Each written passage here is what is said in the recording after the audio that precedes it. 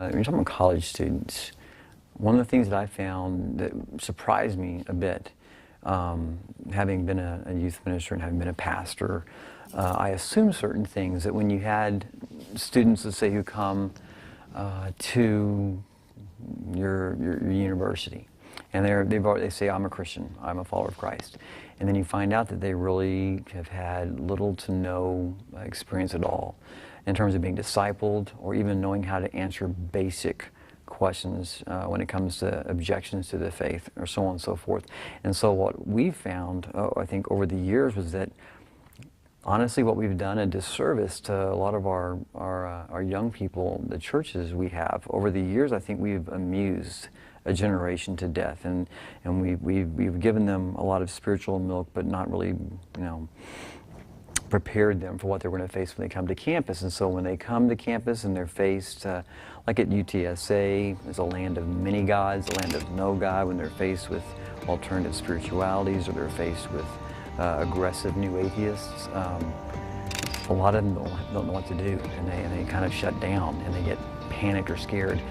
But the other side of that is it's not, ideally that should be taking place at home first, that discipleship starts at home. And so there's another issue, if you go a generation further, you go back to, my thoughts are, if I go back to where the church growth movement, when that started to come about, that whole idea that if you build it, they will come, and if you put on enough programs that attract people, you'll draw people. And what we have is a generation of boomers who were consumers.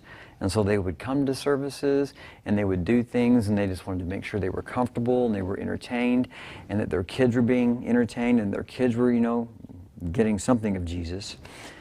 But mom and dad weren't discipled, and they weren't discipling their kids at home, so it created a whole perfect storm of undiscipled parents raising kids that they weren't discipling, outsourcing all of that to a church that was amusing everyone and comforting everyone, and then boom, they get thrown out into the culture, and they're thoroughly unprepared. And mom and dad are often thoroughly unprepared when their kids come up with these questions, and they don't know how to answer them either. But it doesn't have to be that way. It doesn't have to be that way. And I'm praying this conference is a catalyst for people who are here will go back to their churches or go back to their campuses and tell others, hey, you know what? We can learn and we can grow. So I'm praying that this is something that is a movement that starts to take place in our city. And I believe it can be. But you start where you are, and this is where we are.